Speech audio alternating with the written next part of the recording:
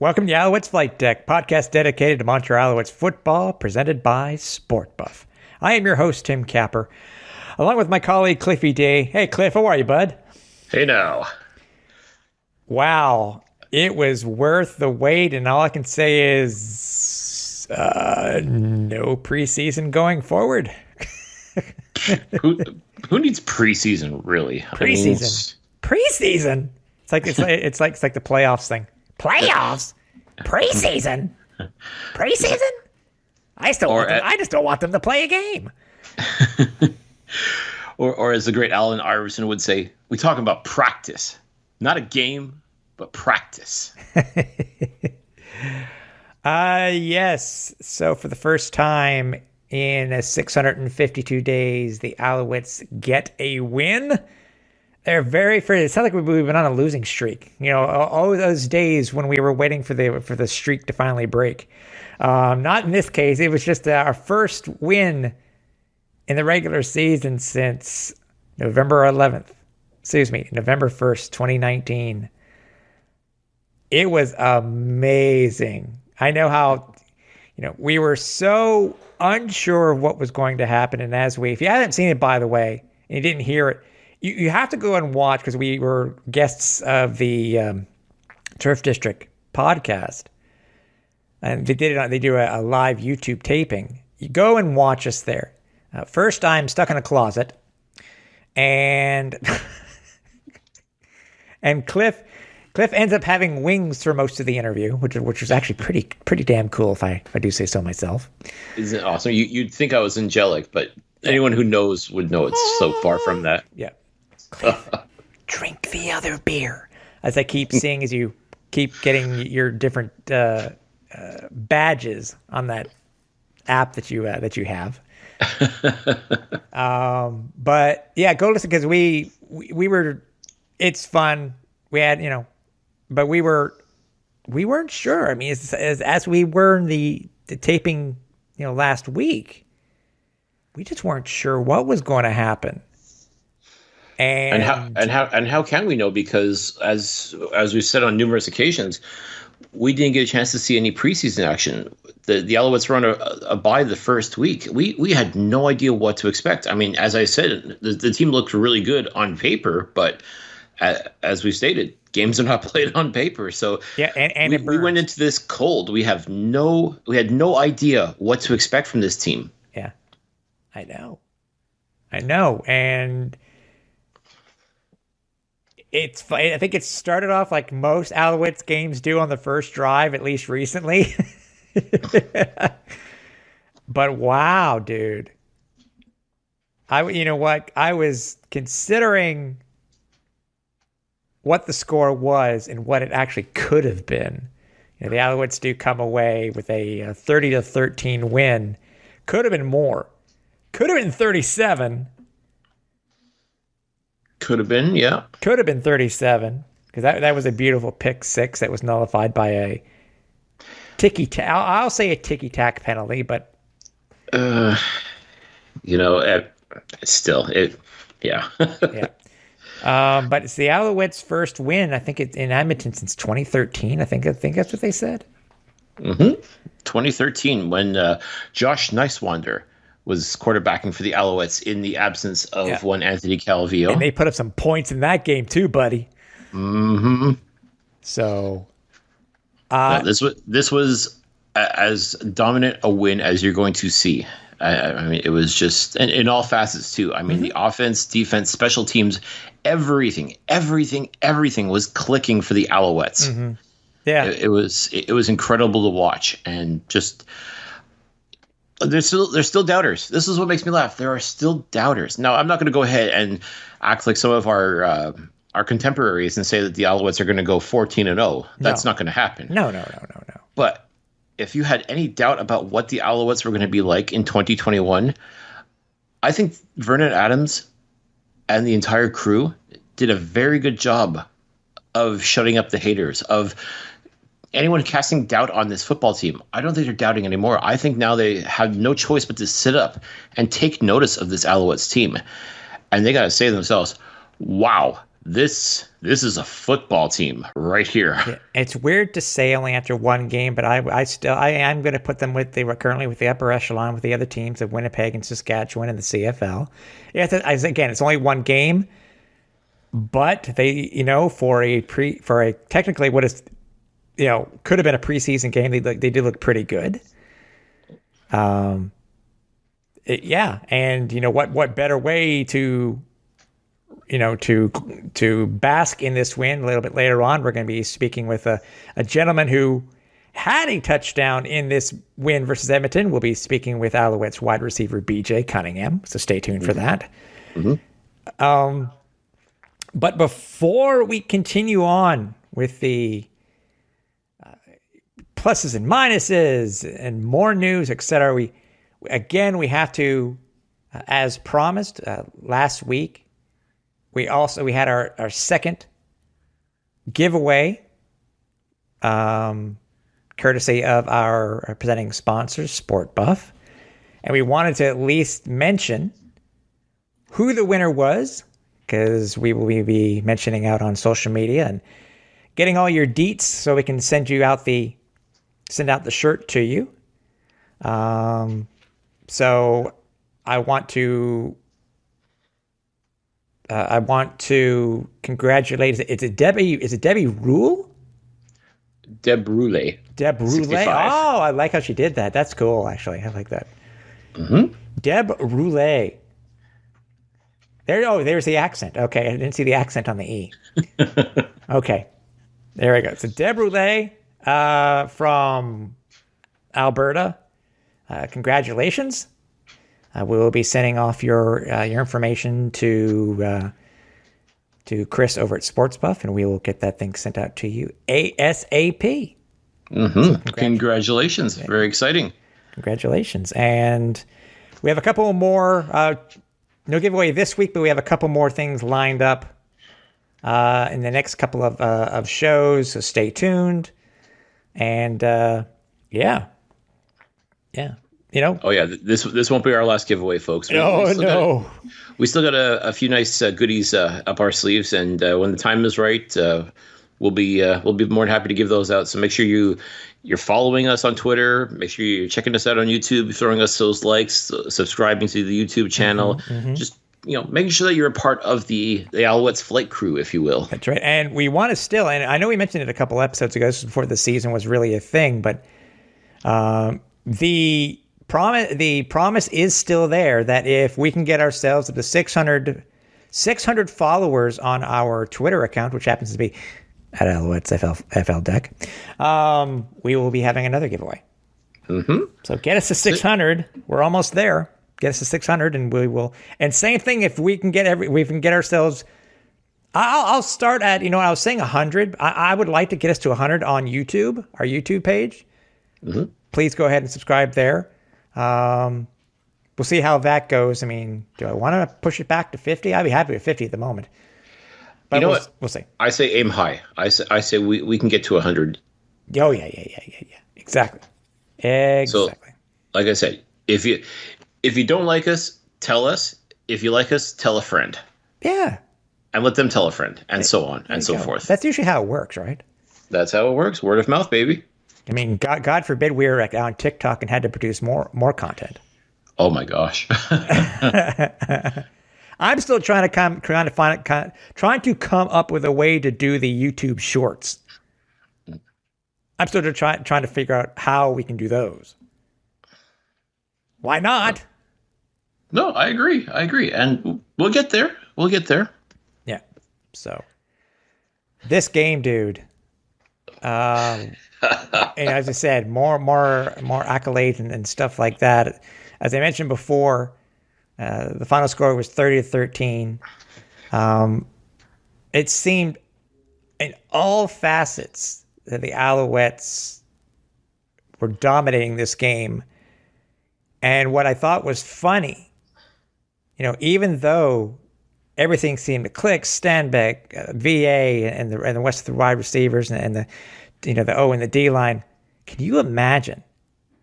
I'm just saying, I'm just putting this out here. Just seeing how well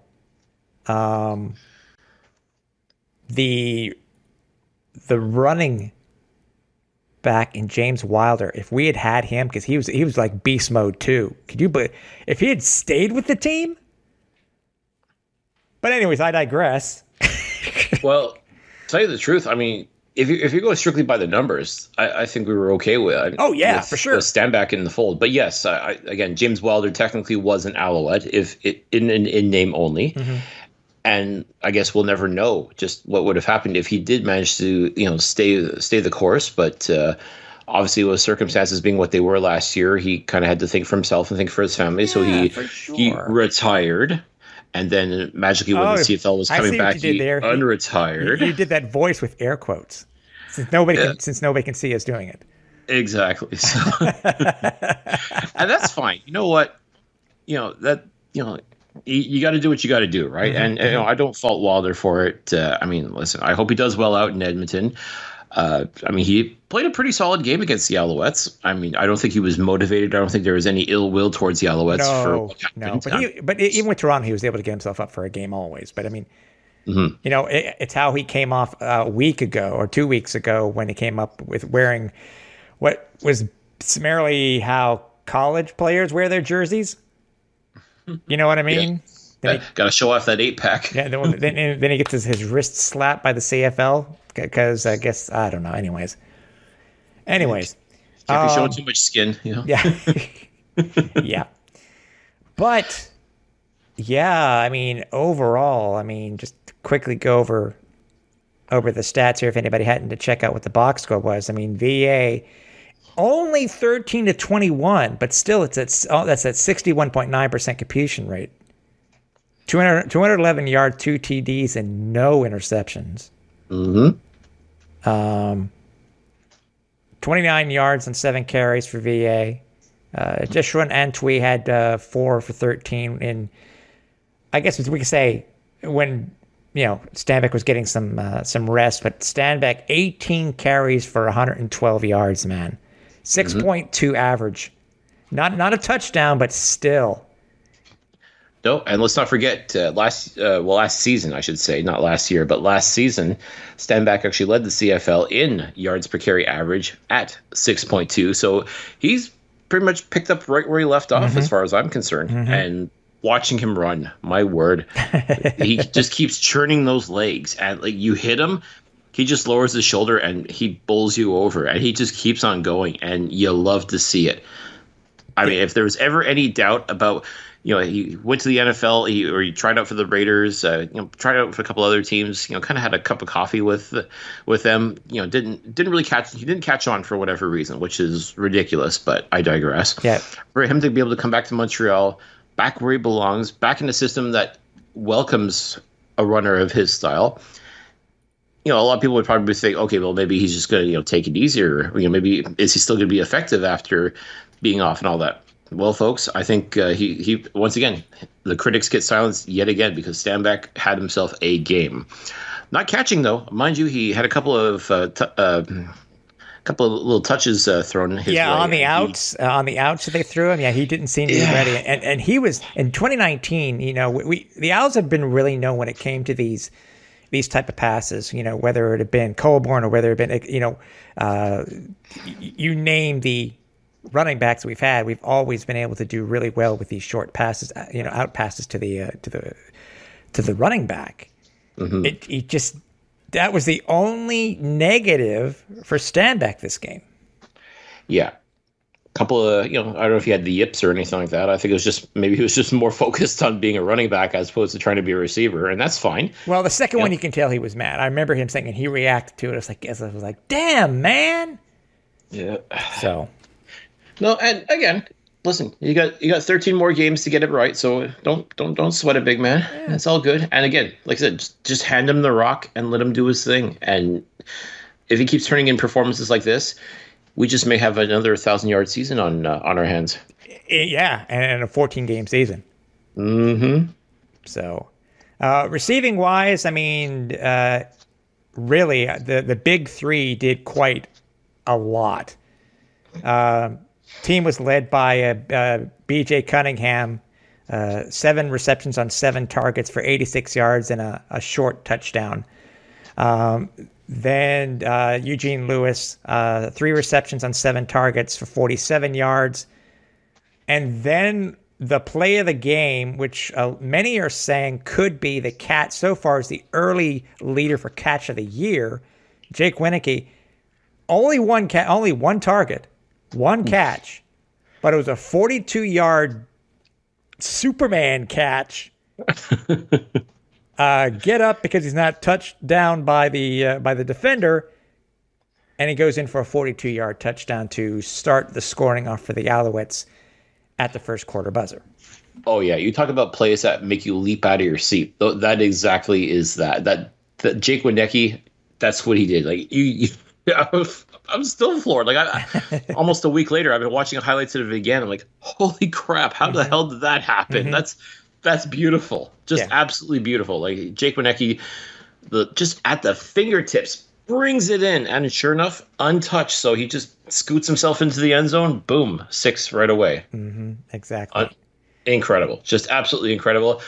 Can't say you're surprised though, because I mean, this was one of Vernon's favorite targets last year. Jake Wieneke definitely proving himself. Let's not forget too, he was also the Eastern nominee for Rookie of the Year last season. So he's definitely looking to prove that it wasn't a fluke, that his early success was not a fluke by any stretch. And plays like that are definitely going to establish himself. And now everybody's going to be game planning for Jake Wieneke. I mean, it's easy to focus on Geno Lewis, BJ Cunningham, but by all means, do not sleep on Jake Wieneke, folks. Well, what's funny is that he only got only 1 pass, 1 target, 1 catch. That's all he got all game. But yeah, I said it looks like we've had some pretty good threats. Also, the return to Quan Bray, he had 2 targets, two receptions for 20 yards also. Kaylon Julian Grant had 9 yards on a reception, and also Rayshon Simonize in his debut for the Alouettes had a reception for 7 yards. So did I forget anybody? No, I didn't. No, you got the Canadian content. Like I said, the big 4 right there. I mean, this is a murderer's row of talent when it comes to the receiving corps for the Alouettes. Exactly. And offense aside, if we happen to, we cannot forget to talk about special teams. We cannot forget about special teams. And it was something that was talked about, actually not by us. It was brought by the guys over at the Turf District on our show with them. They were talking specifically about Mario Alford. And dude. Yeah, you want to talk about picking up right where you left off? That's exactly what Mario Alford did. I thought he almost stepped out of bounds, by the way. I was like, oh my Lord. I'm not going to lie. I thought the same thing too when I saw that reception. Oh, but man, what a thing of beauty. And I had to laugh because when you see that perspective, like when Hugh O'Neill punts it towards him, I was like, he could probably take it to the house. That'd be kind of cool. And then sure enough, like dukes and jives a little bit. And he just makes that one cut and then just he's off to the races. Like, no way. No way. And then he's untouched all the way to pay dirt. Yeah, exactly. It was. I'm like, okay, I expect this. I expect this out of Mario Alford. It's if anything, it's going to suck when the time comes that he doesn't return a kick or a punt for a touchdown. Then I'm going to be like, what's wrong?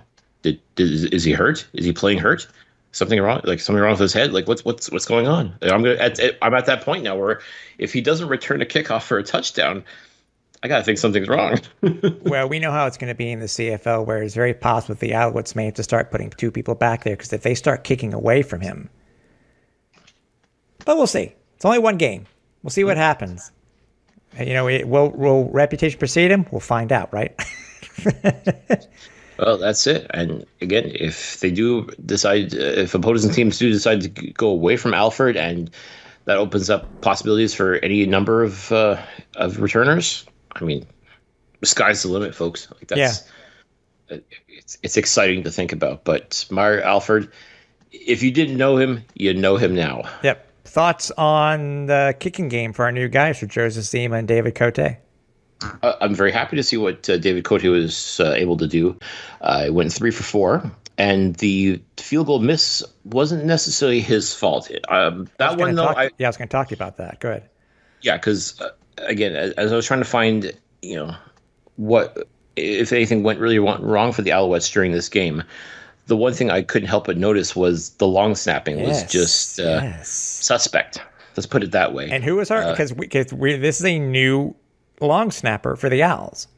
New for the Owls. I mean, he's not new to the league. Pierre Le Caron has been playing for. Right. He played for Calgary for a number of years, and now he's here in Montreal. And I don't know if it was just opening night jitters. I really hope that's all it was. But he kind of sailed a couple of balls pretty high, not just for that missed field goal attempt by Cote, but also too. Tossing balls towards his punter, Joseph Zima. Mm-hmm. There's a couple that really got a little high. Like Zima had to really, launch himself into orbit to catch these balls in order to kick them away. Yeah. Like I said, I sincerely hope this is just a one-off. Maybe it was just just trying to get the feel of the football again. But it was definitely a concern, and it's unfortunate though because Cote should have gone 4 for 4 as far as I'm concerned. I mean He didn't look intimidated. He looked like, cool, calm, and collected, draining the 3 field goals that he did.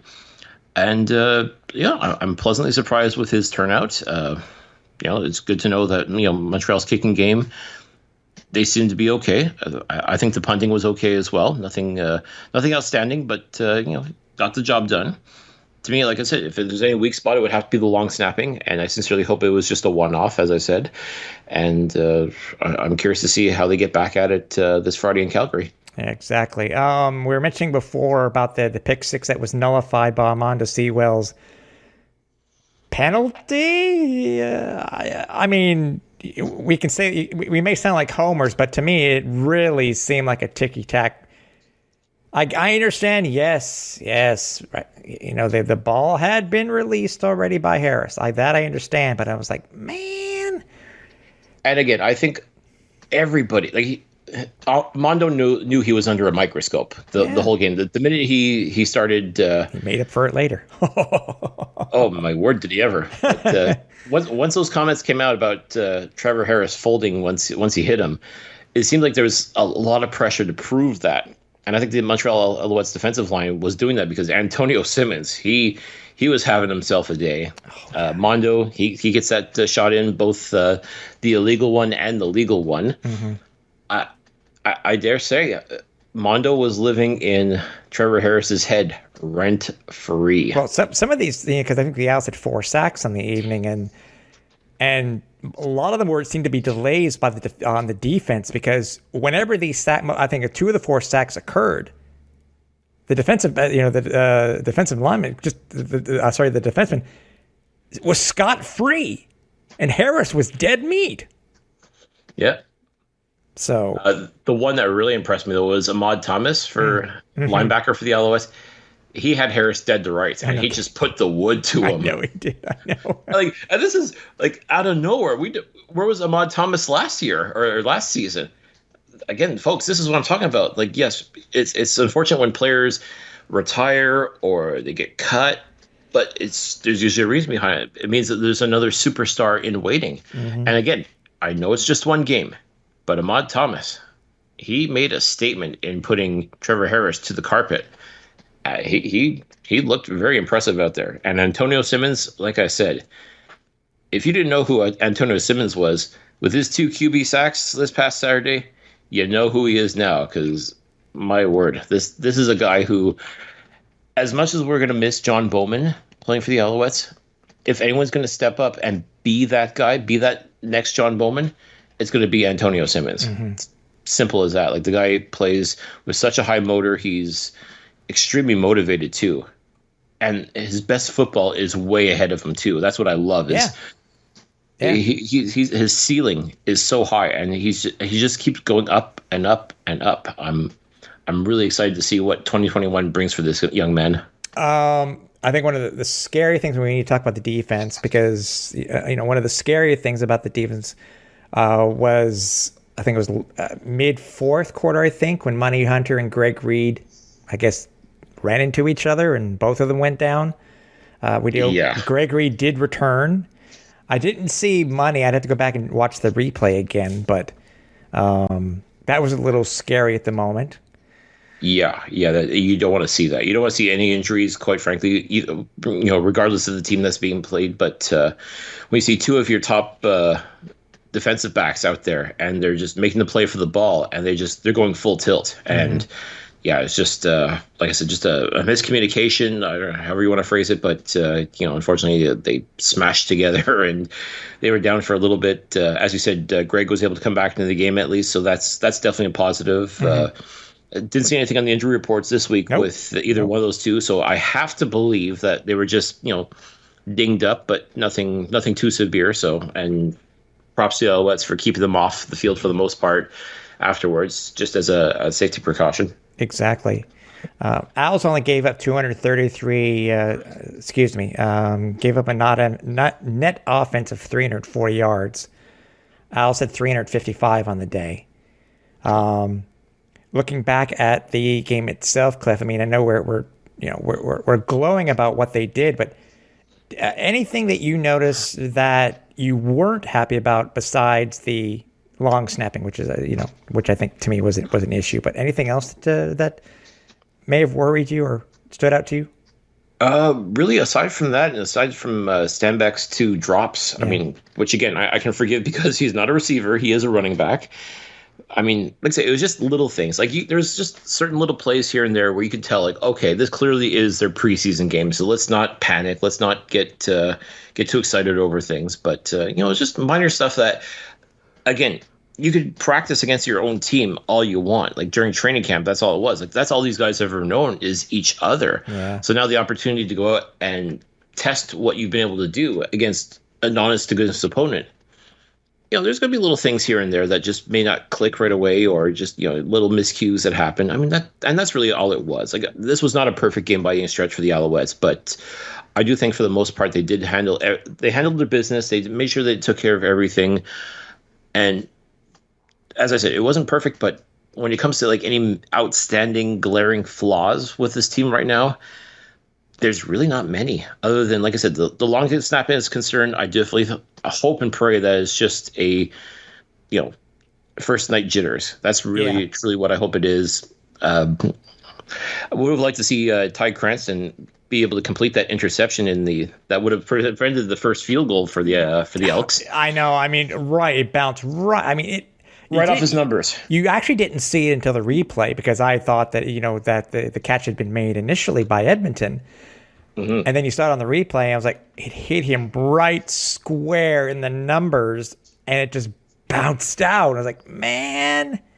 And Ty's gonna have. I'm sure he's gonna see that in his nightmares. He's like, I had that, and again, I'm pretty sure too. Like with his speed, a couple little ducks, and he probably would have been, he would have had like nothing but green real estate ahead of him. But yeah, it is what it is. I mean, like again, you can't fault him for it. I mean, like I think it just caught him by surprise, like it caught everybody by surprise. So I mean, it happens. What are you going to do? Exactly. The only other thing for me that really worried me, and it's just an overall thing, were the penalties. I mean, the penalties were 10-2 for the Owls, and I think most of them were on defense. I'm thinking just going over them real quick here.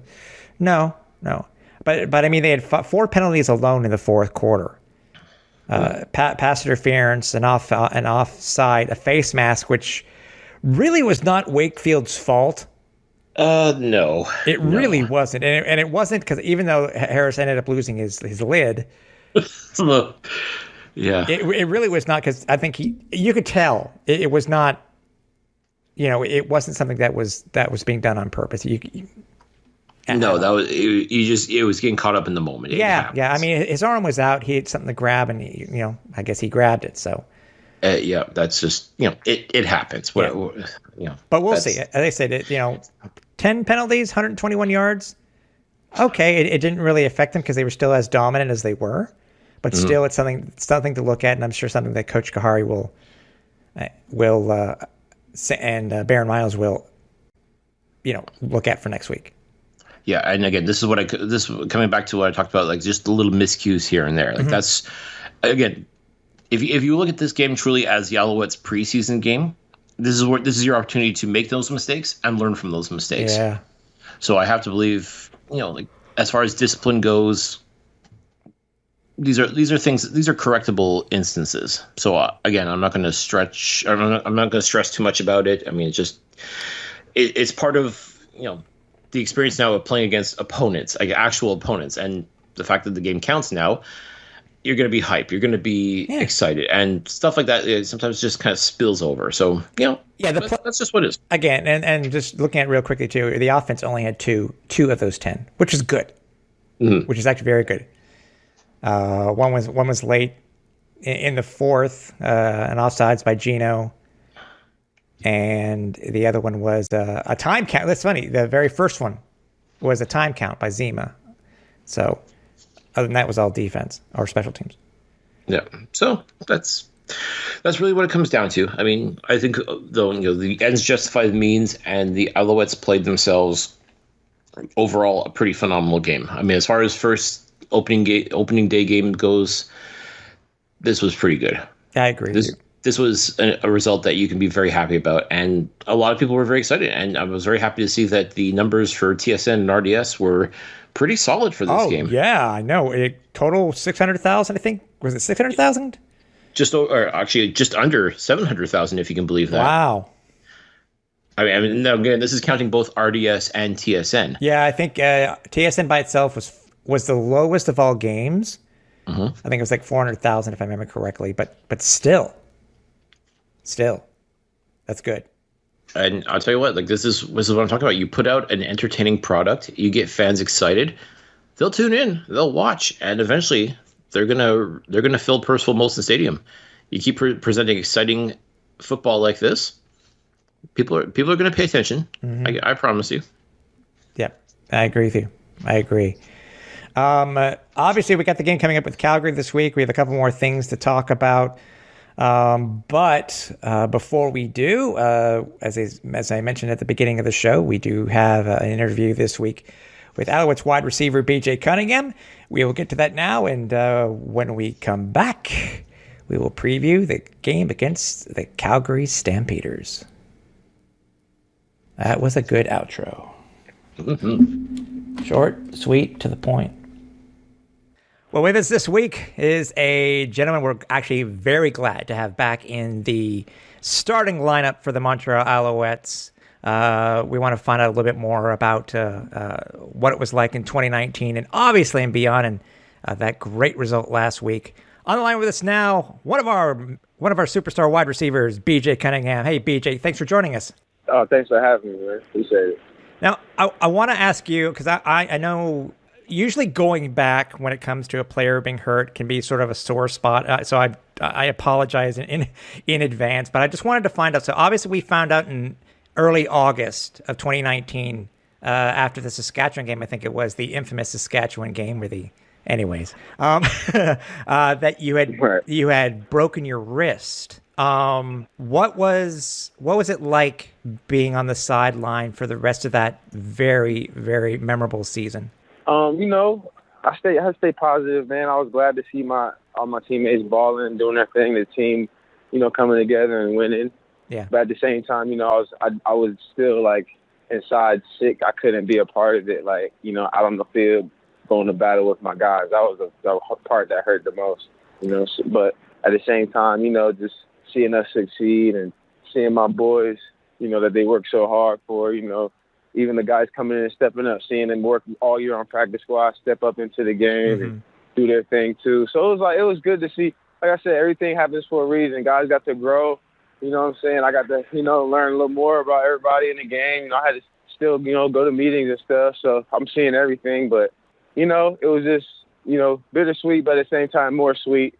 Just anybody would want to be out on the field playing when they can. But it was still good to see my guys balling. For sure. Now, for those, and I'm one of them, because I never had a broken wrist or a fractured wrist. For you, what was the recovery like? What needed to be done in order to make sure that you got back to 100% if we had a 2020 season? What did you have to do?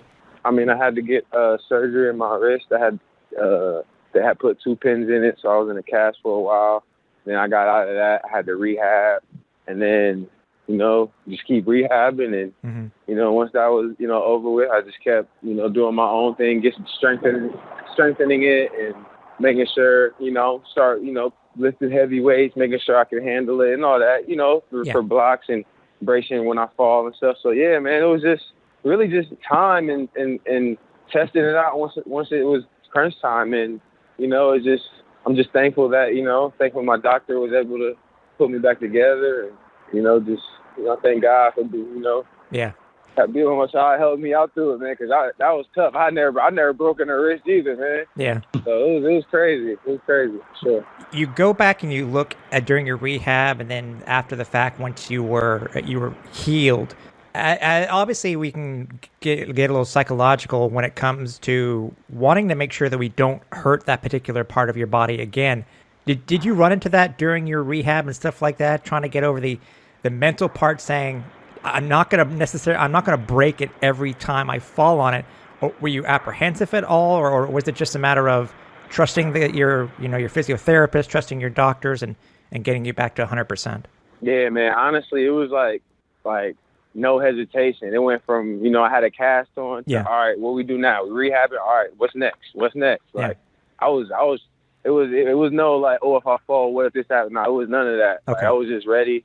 And then, I had to just get going. Yeah. I fully understand. I mean, it's good to hear that it wasn't in the back of your mind, because, as you said, I guess the positive too for you, BJ, is that unfortunately with the cancellation of the 2020 season, it gave you a little bit more extra time in order to become completely healed and to make sure that you were at a full 100% coming into this season. Exactly. That's how I took it too. I honestly, I wasn't really tripping as far as like not playing. Of course I wanted to play, but I was like, like I said, I'm an optimistic person. So I try to find the light in all bad situations. You know what I mean? So I was like, all right, cool. I got time to work on another craft and rest my wrist, rehab it even more, strengthen it even more for a whole nother year. And then that's what I was doing. And that's, what I'm saying? I was able to come back and, do what I was doing right when I left. Exactly. So it feels good. And that's what we were wondering too, because we didn't know if you had been completely cleared once everybody had heard about the I think the mini camp that Vernon held in Seattle. So we were wondering why you weren't a part of that process. But I mean, it's how did you keep sharp during the 2019-2020 off season? How did you keep sharp? Well, I mean, most of the during that like COVID pandemic time, I was actually stuck in Canada, and that's why I actually couldn't go to Seattle. I was training kids out here. Okay. I was training the kids out here, doing that, and then when I went home, and I was also throwing with some quarterbacks in the Montreal area. Right. And then I went home and I was working out. Kenny Stafford and Devere Posey, they're both from Ohio. They're from from the area. So we all have a gym we go to that we train out all together. And I was able to get home for the last few months and sharpen up my skills and with my guys and, get some full speed running in and routes and stuff. So I knew me and Vern was going to get the click, and we just needed to get to training camp and get on the same page, and we're here now. So yeah, and I know we're going to head into training camp now. And I think, Cliff, you wanted to bring that up because, needless to say, BJ, this year's training camp was very, very different, right? Yeah. So, Cliff, go ahead. Let's talk about you getting ready for the season, BJ. Going into 2021, obviously y'all are excited to be back playing football again. But did you, aside from just be able to come back, what are the goals that you have for this coming football season? Man, I got one real goal, man, and that's just to win the Grey Cup, man. That's my only goal. that's my only goal of mine. I'm trying to win this cup. You know what I'm saying? It's been a long time. We've been out here. You know what I mean? Finally, we smelled the playoffs last year a little bit, and we got a good group of guys, man. I'm not trying to get ahead of myself, but to have an end goal, I mean, that would be my goal. You know what I'm saying? And that's all I want, man. So that's what we're striving for. Now, talk to me about now you're the longest serving wide receiver of this wide receivers core. Talk to me about being a veteran. Can you believe this? You're a veteran, Cliff. BJ. Be quiet, man. You don't want BJ to think that we're calling him old. He's not old. Did I say old? Trust me. I get reminded every single day by my young guys. They let me know in a good way. You get old when they tell you, boy, you look 24. I said, oh yeah, that's how you know. But seriously, like what have you been able to impart upon to these guys that are now your coworkers, as far as guys like Jake Winecki, Quan Bray, Chris Osei-Kusi, like all these guys? What are you able to share with them as far as being a member of the Alouettes for so long? Man, we have a great group of receivers, man, great group of guys. I really just tell them to keep their head on straight. You know what I mean? Just don't get too up and too down. I try to tell guys to stay level, man, and because we all got different things we do well. Every receiver we have is really good. You know what I'm saying? Me, Jay, I talk to Jake, I talk to Quan all the time, Kusi all the time. Like those Dante, Absher, I talk to him all the time. Reggie, we have a great group of young guys, man, and really I just I'm not really like a big rah-rah guy. I can pull guys to the side, you know what I mean? Let them know, what they do, what we got to do, what the game plan is. But at the same time, it's like I'm trying to lead by example also, you know what I'm saying? So I'm just trying to get this group of guys, lead us to shit. And Gino, too. Gino's one of our leaders in our group, too, man. So we got to get me and him. He's been here, just as long as me almost, maybe a year after me. So, we got to get guys together, man, and, bring them alive, man, because the offense runs through the air, man, through us. And stand, too. We got to stand, too. But at the same time, big plays, man. So that's what we're here for, and that's what we got to get guys ready for. With the way that training camp was this year, BJ, do you think that you were able to get closer with your teammates more than you would so at a normal training camp? Or, I mean, because nobody, we only knew what we were told through the media on what you guys had to go through, and literally being quarantined and fans not allowed to watch you guys at practice and et cetera, et cetera. So, I mean, it's how was training camp this year? How did it, get you guys closer? It really it made us lock in, man. We locked in together, got to know each other, guys from new teams, got comfortable with the guys on the team already, and because we were quarantined for a whole week in a hotel before we could go to training camp, so we couldn't go anywhere. We were all stuck. You know what I mean? So, guys, FaceTime, hey, from down the hall, hey, you know what I'm saying? Guys just get cool, man. Just, you know what I'm saying? And that's how we did. We've always had a good team morale here in this locker room. So I was never ever worried about that. But at the same time, like, we want to put those pieces together and make that a winning team. And I feel like, that's what we're building right now, and that's what we're trying to keep going with. Was training camp really tough this year, BJ? Because I said, us fans and stuff like that, we don't know what you guys went through. Was it really tough? Yeah, it was pretty tough, man. It felt like it was forever too, especially having a bye week and no preseason games. Yeah. So preseason games might break it up a little bit. You know what I'm saying? Break up camp. Yeah. But straight. Well, I was tired of seeing our defense. I was like, bro, like they know, what are we doing? So it felt good to go to Edmonton and play against another team, but yeah, man, it was just. But like I said, it was like I said, I'm gonna find the light in everything. I'm gonna just say it made us lock in, man, even more. Yeah. And we just came out ready to play. Cool. Hungry. Talk to us about going out to Edmonton for that first game, because that obviously with COVID protocols and everything's just gonna be a lot different than the last time you were out there. Talk to us about that experience and what it was like to finally take the field, albeit in a different environment. Say that again, my bad. When it came to going out to Edmonton this year, obviously going out this year was a hell of a lot different than going out in 2019. But to you, what did you find different, and what would you find more challenging than anything else as far as playing that first road game of the season? Man, honestly, the road games, like I said, we were in training camp, so it was kind of like an extension of training camp. We had to lock in. We were on the road, Nobody has their family with them or anything, no distractions. You just still locked in like you're in training camp. So it was to me, it was like an extension of that. We had our bye week to do see our family or whatever, or just hang out, just chill, relax, get off the feet. And then it was like back to training camp vibes, you know what I'm saying? So we were still back in that locked-in vibe, and I felt like that's why we came out, hungry. Plus, we had some guys on their team too who was from last year who were on their team who were kind of ready and hungry too. So that they were fired up also. So and like Edmonton, they beat us last year in the playoffs, so we wanted to make a statement, and it was just a fun game, man. It felt good to get back out there. I'll say you made a statement. Holy cow! you straight up punched them in the face, man. Yeah.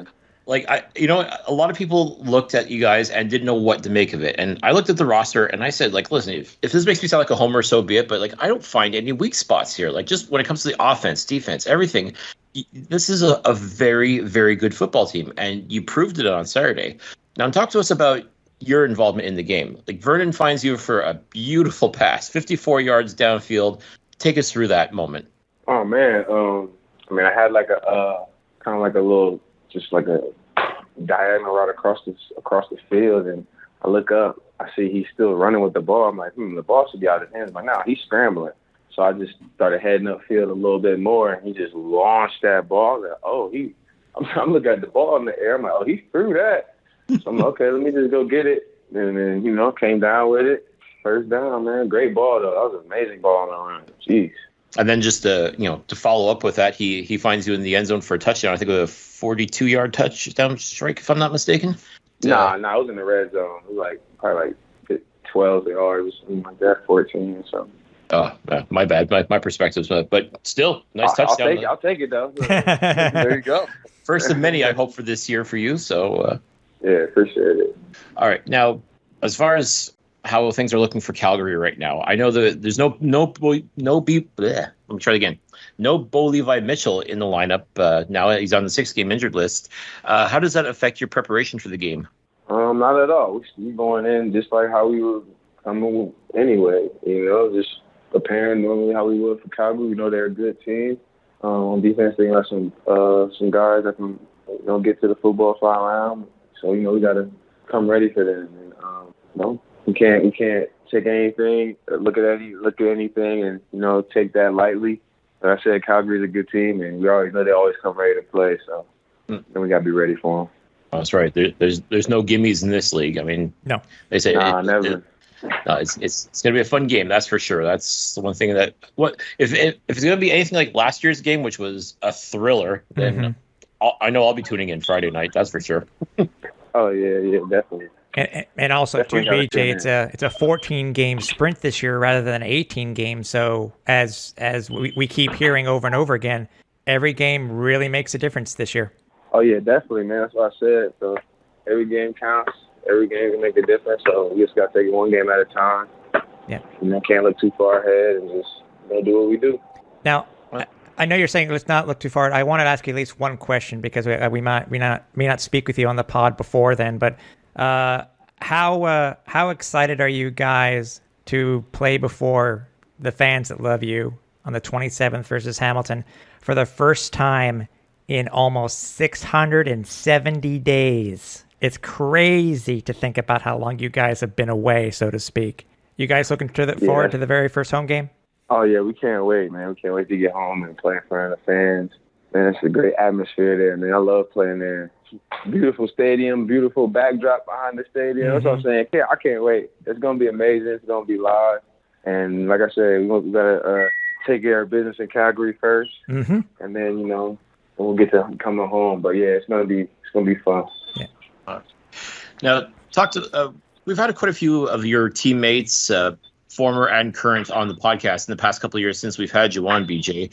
And the one thing that seems to be the recurring theme over and over again, because we always ask about how they like Montreal, how they like the scene here and all that. The one thing they say is, you got to hit up BJ for the food reviews. How does it feel to become like the official, be like the Guy Fieri of the Montreal Alouettes? Like, you're the go-to guy for the food here. I need to start a business. I'm gonna figure it out, man. But I ain't gonna lie, that's my passion, man. I love food. I love to eat. Love to cook, man. That's just fun. It's light, it's relaxing. So, and I look forward to it. So, but yeah, man, I'll take it. I'll take it. I'm waiting for BJ's app to come out on my phone so he can go up against Uber Eats and all of them. It's like, you know what? Pfft, let's go to BJ Eats or something like that.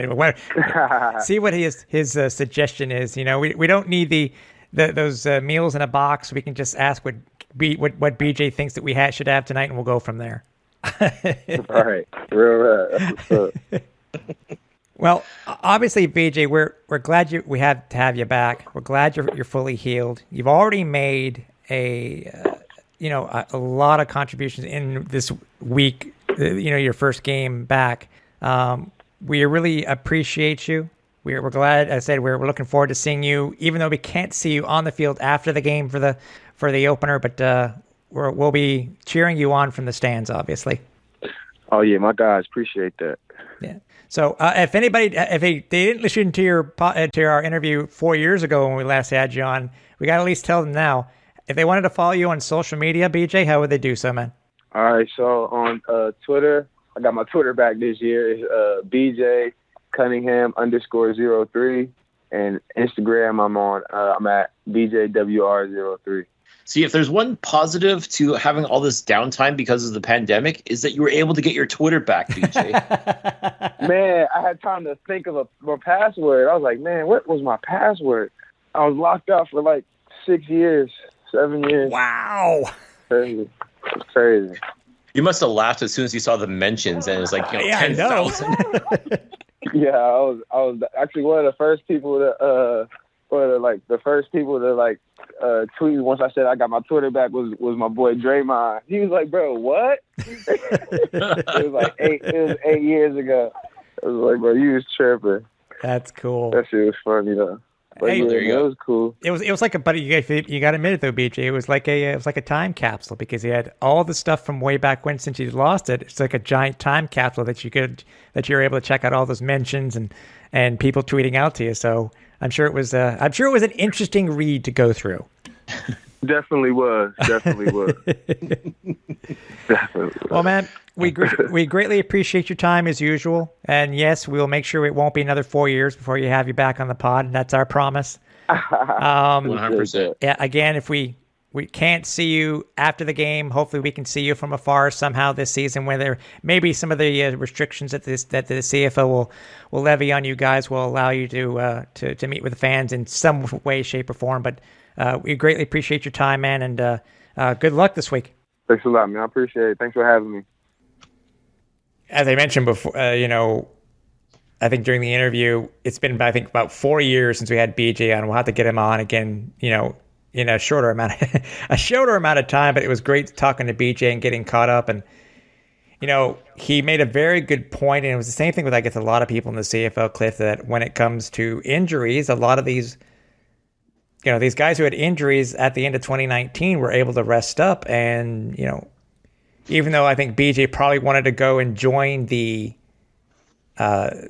unofficial mini camp in Seattle, he was still able to do what he needed to do. And he looked pretty good on Saturdays, but it was great to have him on.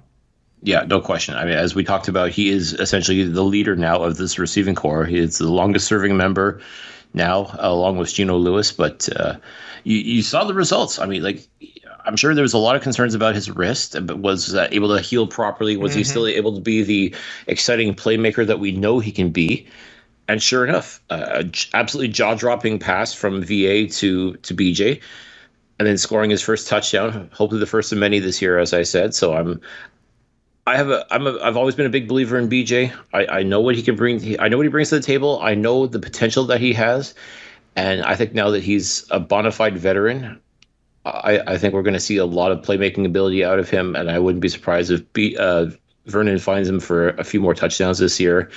And again, the star quality is there. There is no question about that. BJ's a superstar in this league, and pretty soon everybody's going to know it. Yeah, exactly. And also, let's give a shout out to BJ's mom. Hi, BJ's mom. Jimmy, told you we get your boy on again. This week's game is very interesting.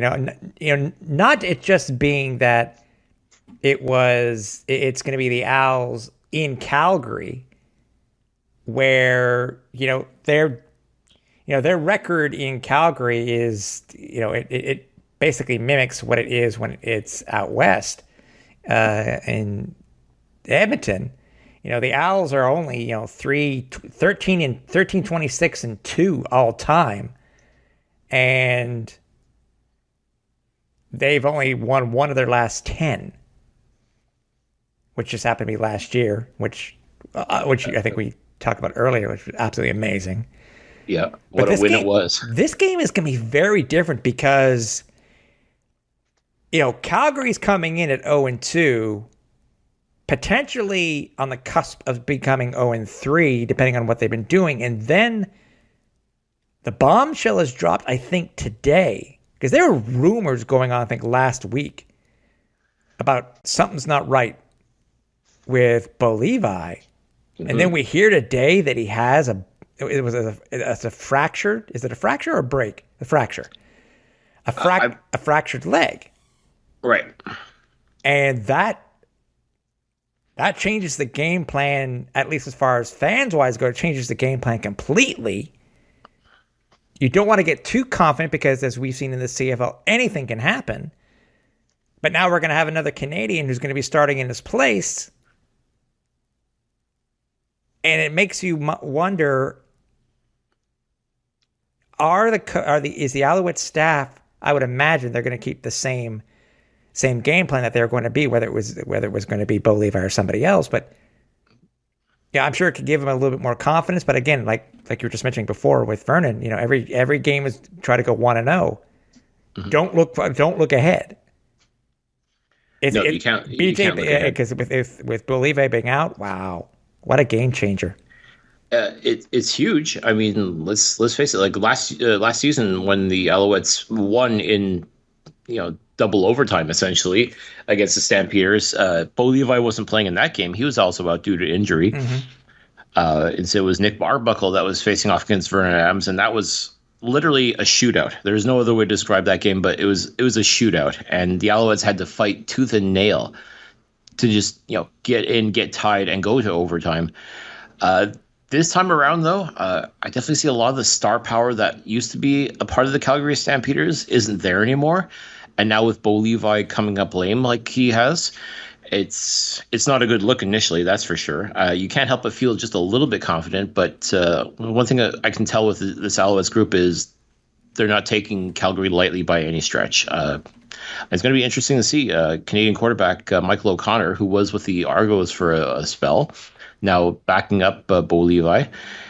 He's getting thrown into the fire. And if you saw what this defense did against Edmonton and how they managed to rattle Trevor Harris the way that they did, if I'm O'Connor, I'm definitely doing my homework. If nothing else, I mean, he's going to have to work hard. I mean, they've still got some very talented players on that Calgary lineup, but with Montreal's defense looking the way they did, with Baron Miles calling what I thought was a very excellent game against Edmonton, I definitely know he'll have his pencil sharpened for Calgary as well.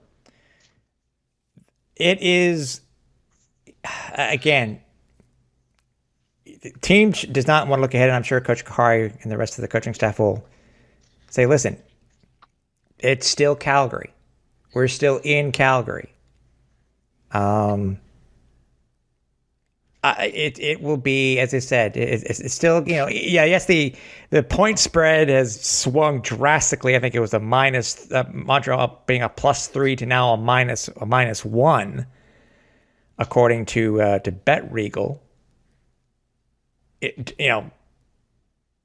Over under 45.5 points, but still, it's still the Calgary Stampeders.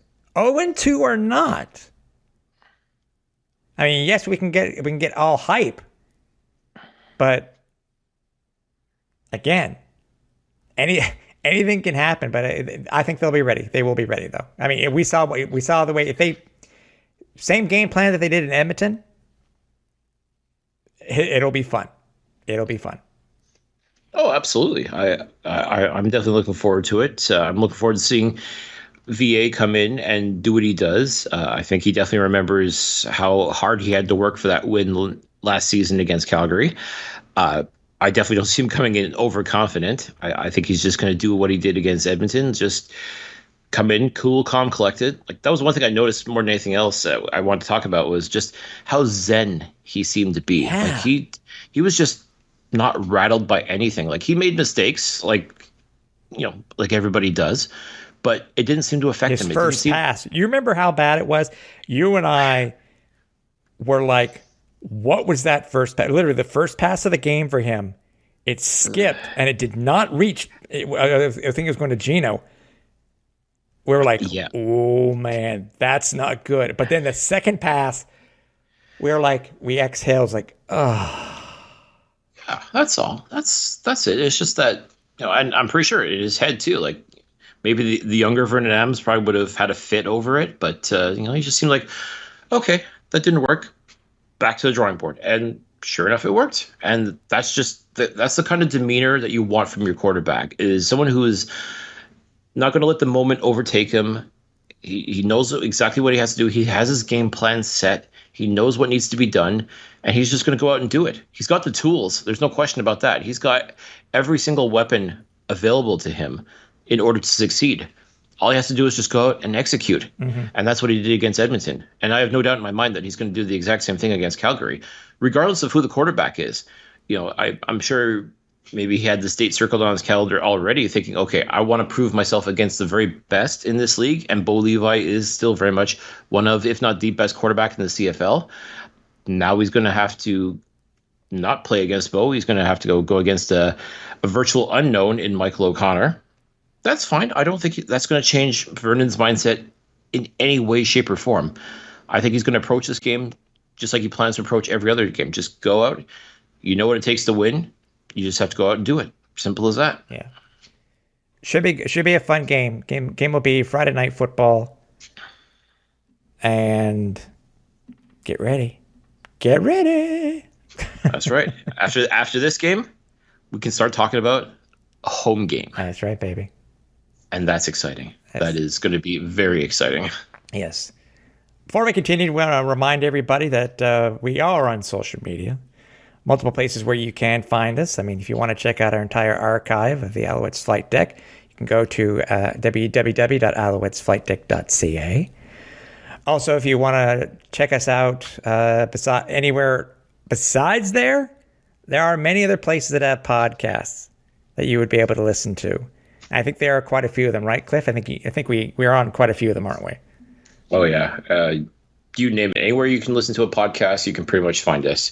And also, too, don't forget to follow us on YouTube as well. That's right. Make sure you check out the Alouettes Flightdeck. Same idea. Just type in Alouettes Flightdeck into YouTube. You'll find all the current episodes, at least for this season there. Mm-hmm. Make sure you like them, subscribe. Feel free to leave comments as well, good or bad. We'll check them out. And it's all about growing by leaps and bounds here. That's the plan for us here. And also, too, we cannot forget we are a proud member of the Canadian Football Podcast Network. So many great shows. It seems like everybody is back in the swing of things, mm-hmm. which is excellent. Talking football like we're supposed to be. That's just what it's all about. I mean, the CFL is back. Canadian Football Podcast Network is back and stronger than ever, and we're so thankful to be a part of that. Yeah, and also with a big shout out to our presenting sponsor, SportBuff. The guys, Chris and Gary. If you are a Montreal sports fan, you know what the name SportBuff means.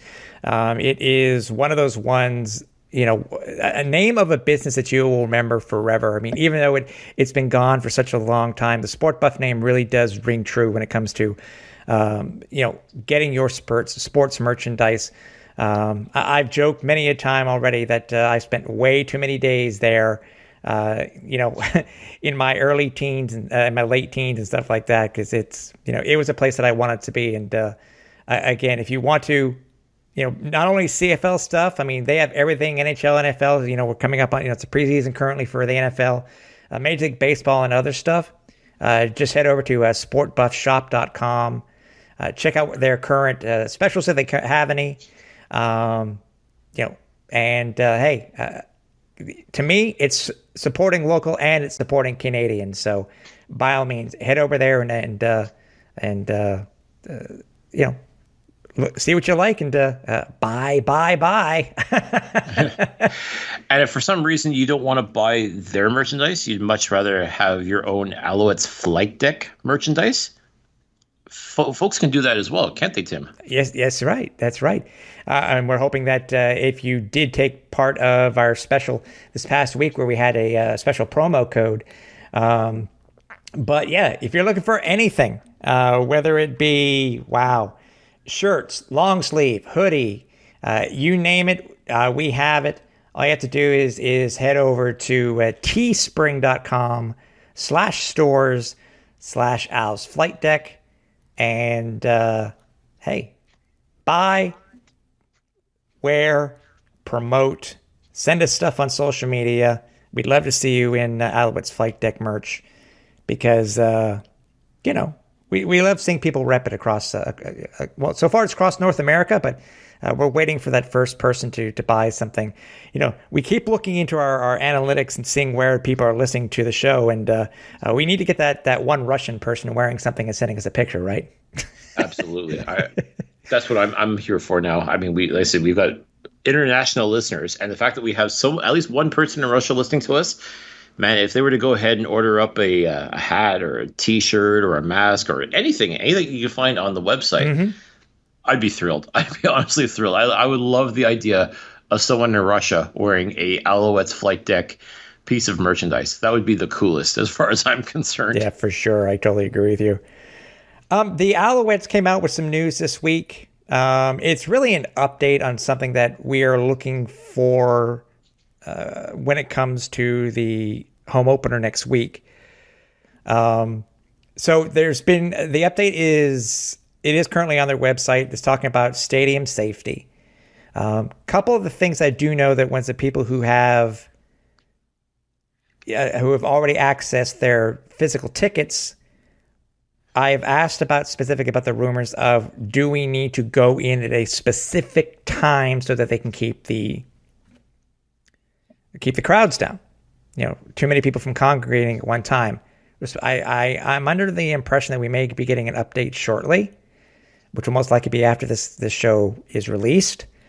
But they did put out some information concerning, the vaccination passport. That doesn't really start until September 1st, so there's no real issues there. They did say specifically that when it comes to masks, they are going to be mandatory in stadium. It will be compulsory when moving around the stadium, but you may remove it when seated. That's fine. While you're eating and drinking. Yeah, while you're eating and drinking. Also, like many of the other CFL teams have done, and I think a lot of the NFL ones have done it also, you're not going to be able to bring bags into the stadium. Unlike the other places that have clear bags, it says no bags will be accepted on site at all. Which will be interesting. I'm curious to know if they're going to update that based on. They can't get the clear ones out with the team logo on. I don't think in time, but I mean unless they put them out tomorrow. Social distancing. Obviously, they're going to take certain measures. It'll be anything from fans in the stands, which we've talked about already in the past couple weeks. Aisles, shops, food concessions, toilets. It's going to be. I'm going to be curious to see, because we've seen how other pro sports have done it, Cliff, when it comes to people leaving the stadium. We'll see what happens there. Also, they talk about hand washing, contact reduction, et cetera, et cetera. Also, I think when you're purchasing anything, it's all going to be digital. You cannot pay. I think you're not going to be able to pay with physical money. But again, I'm sure the team will update this as information becomes available. So stay bridged to our social media outlets or to, Twitter at Alouettes FLDeck or wherever, and we'll bring you the information once it does become available. So, and again, this is just going to become a trend because Maple Leaf Sports Entertainment, who owns the Argos, they also made the mention that effective in September. Theirs is big. and this is all of their properties. You're talking about like the Maple Leafs, the Raptors, Toronto FC, the Argos. Pretty much, if you want to go watch any of these teams play at their local arenas, I think that you're going to have to either be double vaxxed and be able to prove it, or I think did they say else too? Like if you'd have to be wearing a mask as well. I think that also was compulsory. I think that's going to be a no-brainer. But yeah, I'm. It's very similar to what they did in Winnipeg. Mm-hmm. I'm curious. I really am curious. We'll see. We'll see what happens if it goes that far. Makes me wonder, with the limitations in fans that they're going to be allowing. I think it's at least a minimum or maximum of, I think it was, what did we say? It was like 13.5, or if they can get to that, but we know it's going to be 12.5 at least. Mm-hmm. We'll see. I don't know if the vaccination passport will be a thing. But again, with the way the current situation is with COVID in the country, anything can change on a moment's notice. So again, watch the Alouettes social media, watch our social media. I said we'll try to keep you up to date as best as possible, or maybe even the governmental websites. I think INSPQ, if I'm not mistaken, or stuff like that. So yeah, things can change on a trend. But I'm just happy. I'll be happy there to be sitting in the stands wearing a mask, just watching the Owls play. That's all that matters. Exactly. That's we've talked about this numerous times. Is what are we willing to do? And quite frankly, we're at the point. It was like, just tell us what needs to be done, and we'll do it. Yeah. Simple as that. I mean, I'm glad to see that some places are taking things seriously in that regard. So now that you see like Winnipeg, Toronto, and soon to be Montreal will be requiring proof of vaccination as far as being able to access the stadium. I mean, to me, that's key. And will other teams follow suit? I guess only time's going to tell, but I think that seems to be a trend right now. As far as I'm concerned, whatever it takes to keep everybody safe, and I think that's the main goal right now, is to ensure that, because the last thing we want, especially with the Delta variant starting to creep up here in Canada, you can't be too careful. That's how you have to look at things, is do whatever it takes to stay safe and just be careful, be mindful of your fellow participants, especially too, like now we've got the privilege of being able to go and watch football in our stadium like we're supposed to be. Okay, you gotta put a few rules in place. That's fine, no problem. We've said this from the start. You tell us what needs to be done, and we'll do it. And football fans, if they want to see their team bad enough, are going to do it. Those that don't or don't feel comfortable, they'll stay home. They'll watch the game. That's fine too. No problem there. I think really what it comes down to is just how bad do you want to see football live, and what are you willing to do in order to do it. And now it's been made clear now. This is what you're going to have to do if you want to see it. As far as I'm concerned, I look at that list, I'm like, okay, no problem. There's nothing on there that bothers me in the least. Exactly. So but again, we're not looking ahead either. We're really looking forward to the 27th, obviously, but we're looking forward to this week's game and versus the Stamp. So it should be fun. So, hey, Cliff, before we go, was there anything else that we wanted to bring up? I know. Transaction. As I said, the practice rosters, the injury reports really did not change in any way, shape, or form. It seemed to be the same players on them. Same statuses for most of them too. Anything, I know there were a few transactions, but anything out of the ordinary that you wanted to bring up before we left? Not really. We could talk about Alexandre Dupuis being let go by the Alouettes and being subsequently picked up by the Rough Riders. He was unemployed for a matter of 3 days maybe. Good on him. He was here in training camp. A lot of people were really expecting him to stay with the local team, but just wasn't meant to be. Let's not forget too, he played out in Edmonton for a number of years, so maybe it's just something about being out west that maybe appealed to the young man. So now he has a chance to do his thing in Saskatchewan, and good for him. Definitely wish him all the best. But as far as anything else goes, I definitely am really excited to see this game in Calgary. And I gotta say, Tim, just watching that first game against Edmonton, there was just a feeling of serenity. Mm-hmm. We waited so long for this, and the team didn't disappoint. That's what I love more than anything else. Like, there is no excuse as far as I'm concerned. Like, you've had all this time to prepare. You've had time to scout your opponent. You've had time to fine-tune everything. And really, truly, the Alouettes gave us everything we were hoping for and then some. Yeah. I don't see this team going 14-0, as I said. That's not going to happen. There's no guarantee they're going to even win on Friday, despite no Bo Levi Mitchell in the lineup. One thing I am very confident about, though, is the Alouettes are going to play a very exciting game. I think they're going to bring everything they have, and it's going to be a heck of a match no matter what. Mm-hmm. And if Montreal can come and play their home opener with a 2-0 record against Hamilton, who is 0-2 on a bye this week, they'll be looking for their first win. And now all of a sudden they'll be going into a potentially hostile environment, in the sense that Montreal fans are going to have to be hyped, knowing that their team's going to be 2-0 against a team that's 0-2, which everybody expected the Tiger Cats to just, run roughshod all over the CFL, not just the East, but the CFL entirely. Yeah. And they're licking their wounds big time now. To me, it's going to be a very exciting game, not only this Friday, but next Friday as well. Yeah. And I, for one, cannot wait. I mean, I would be, even if this team was 0-2, going into it 0-2, I'd still be excited because it's finally Alouettes football live that we can be a part of. But for this Alouettes team to play the way they did against Edmonton, if they can play that same game against Calgary, open up at home for the 2021 season at 2-0 against a Tiger Cats team that's still trying to find its way, apparently, man, that's exciting. That is very, very exciting stuff. Yeah. So it should be fun. Should be fun. So again, we thank you guys for listening to us.